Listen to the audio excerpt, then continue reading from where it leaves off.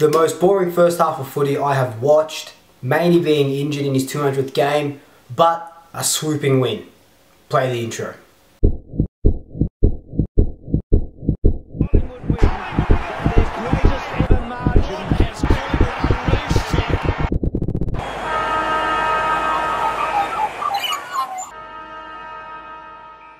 Welcome back to my channel, Swoop Luke, where I talk everything biasly Collingwood. So this episode is going to be a review of the Bulldogs Collingwood game from Friday night. So the first half of the game, super boring, super scrappy, so many turnovers, clangers from both sides, even Collingwood, you know. The game really turned up in the third quarter. The Bulldogs came out firing, kicked 5 goals to 2. Then in the last quarter, we returned the favour, kicked 5 goals to 2 and won the game. So to put it in contrast, in the first half, so 2 quarters of football, only 6 goals were scored, 4 for Collingwood and 2 for the Bulldogs. And then in the second half, there was 14 goals scored. So you can see how boring, how slow, and how defensively minded the teams were in that first half. There was just no dash, no dare, no run from either team in that first half. It seemed like we were too afraid to play the way that we usually would play, and we didn't want to play the way that West Coast made us play last week. So it looks like we tried to tweak the game plan, but too many tweaks. It just looked like we were scared to pump the ball in long. I know that's how we lost the West Coast game, but you've got to match up to your opposition, and we matched up better to the Bulldogs than we do to West Coast. So unsure why we just played this chipping around, and it wasn't even like the chipping around game against Richmond. It was just a defensive chipping around. It's kind of like the soccer, you know, you're just chipping it around in the back half, waiting to make that last ball into the final section. But the last ball never came, and it was just a boring game of football, to put it bluntly. Also, that first half was a classic case of missed opportunities. I've said it in every single video, or pretty much every single video that I've recorded. We don't put scoreboard pressure on when we have possession of the ball, when we have the momentum. I think we kicked 4 goals 6 in that first half, and 4 goals in 2 quarters of football isn't going to cut it for such an elite team like Collingwood. We've got a great forward line, great midfield. They're just not clicking. And when you don't hit the team on the scoreboard, it lets them in. It lets them think that they've got the momentum back, like Richmond did. They kicked a couple goals in that second half. Bulldogs did the same. They kicked 5 goals. They're in the lead by a few goals, or a goal or so in that third quarter. Chipped away in the last quarter as well. Geelong did it in the first game. West Coast did it last week. You just got to put the teams away, and we don't lack that killer edge, that killer instinct that we had. It was towards the last half of last year, and we're kind of playing how we did this time last year. But from making a grand final to then playing like this, it's kind of like, it's like the roller coaster, you know, you're going up and then all the way down, then up, and you can't have a roller coaster season when you've assembled a great team, you've made the grand final. But in saying that, it's a bit of an up and down season for everyone. Gold Coast are playing really well. You know, Sydney aren't playing that good. West Coast are just really good. Richmond, it's going to be a very interesting 2019. But in saying all that, it was an ugly game, and champions win these ugly games. You have to grit your teeth, although ugly, although scrappy, you just got to win these. And like I said, the great teams win these games, and we did win a game. So the game was won and nearly lost in the midfield. Like I said, we didn't have that run, that dash, and that dare in that first half, and it reflected on the scoreboard. In the second half, we kind of went to sleep in that third quarter and wrestled it back in the last, which was great. Grundy had such a good game, and if you look at his stats, he did really well. I'll talk about them a little bit later in my Swoop votes. But we only won the clearances by 7. He dominated the ruck. I think it was 60 hit-outs to 6. Only had 17 to advantage. If you watch the game, it looks like the Bulldogs players were just lining up. Looks like they were coached to line up for Grundy's taps. They knew that Tim English wasn't going to win that many taps, so they knew to line up and position themselves for Grundy's tap work.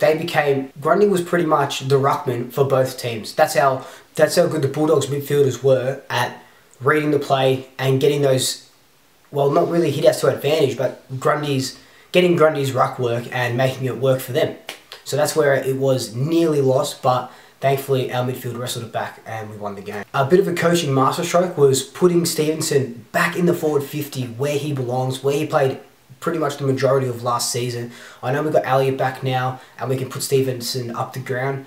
looks like they were playing him through midfield, but also through halfback or the back line, which was he was getting most of his possessions. But when they switched it around, put De Goey into the midfield, Stevenson into the forward 50, he kicked a goal or so, and you can tell that he's the most damaging when he's in the forward 50. Putting De Goey into the midfield gives us that grunt, gives us that mongrel, kind of like what Taylor Adams does. De Goey is a great forward, but he's a good midfielder as well. But this is why we need Braden Sire back in the team, so we can leave De Goey in the forward line where he does his best work. Braden was so good in the final series, in the last couple of games of the season last year, in and under, grunt. Maney's unfortunately injured, so bring him in, put Treloar on the wing. He can run for days, but he doesn't really go in and under as much as Sire will.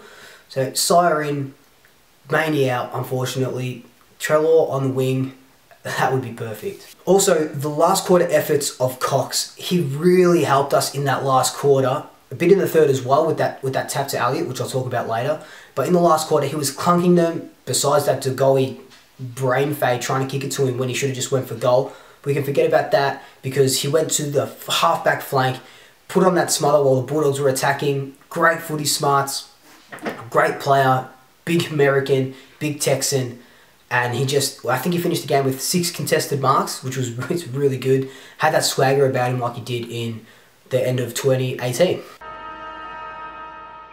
So my 3 match highlights are 1, Cox's footy smarts. That tap to Elliott to set up that goal. He could have gone for the mark, would have slowed down play a little bit here, would have had to go back, kick it, the Bulldogs get players back. That's what Cox does his best work. Yeah, he can take the marks when he wants to, but when he has those little guys coming around his feet, tapping him down to him, perfect. Second highlight is Varco's quick handball over the top, setting up that Stevenson goal. Don't know why he got dropped last week, but that's in the past. Not only does he bring that forward 50 pressure, he's just a really great decision maker, front and center all the time, can read the packs, can read the crumbs. My last highlight was that Josh Thomas goal in the last quarter. I did call for his head last week. That's because he was unsighted, didn't really do much last week. On Friday night, got more of the ball. He's kicked that great goal, and you can see why he's got his place in the team, I guess. So this week's Swoop votes, 1 vote to De Goey. Not for his goal work, he only kicked 1 goal. It was for that grunt that he provided when he was in the middle in that last half. Really, he was the one that got us going, especially in that last quarter. Head over the ball, putting his body on the line, straight in. It's so great that we have that flexibility of him being in the forward line, in the midfield.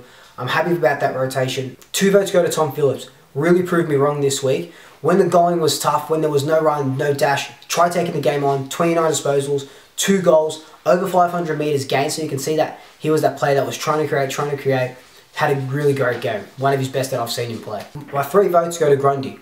Not because he was the ruckman for both sides, but he had 23 disposals, laid 8 tackles, 58 hitouts after Max Gordon had over 50, 58, highest hit out game for him, and he won 87.9% of the ruck tap outs. That is the most in the AFL era since they've been keeping stats on this stuff. Such a great game, and if he doesn't get the 3 Brownlow votes, I'll be very surprised.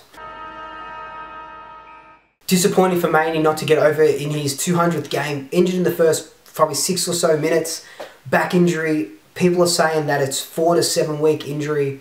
Nothing's been really reported on it yet, but he was stretchered off, went to the hospital. Thoughts with him, hopefully he makes a speedy recovery. Really missed that run he provides. He's such a staple of the team now, he's going to be really hard to replace. Wells being back in the VFL, kicked a goal, over 20 disposals.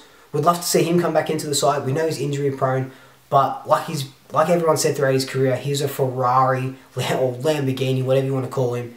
It would be so great to have him and make that midfield elite, like we've been saying for the last 6-7 weeks. We played Brisbane at the Gabba on Thursday night, who just lost to Essendon yesterday. Well, they got pumped by Essendon yesterday. But I'll be in New York. Hopefully I can watch it. I think the game starts when I get off the plane, so hoping I can find a stream. But in the meantime, like, comment, subscribe. I'll try and upload when I can. Match previews or maybe don't know what I'm going to do, but I'm going to try and upload. Alright, swoop you later. Go Pies.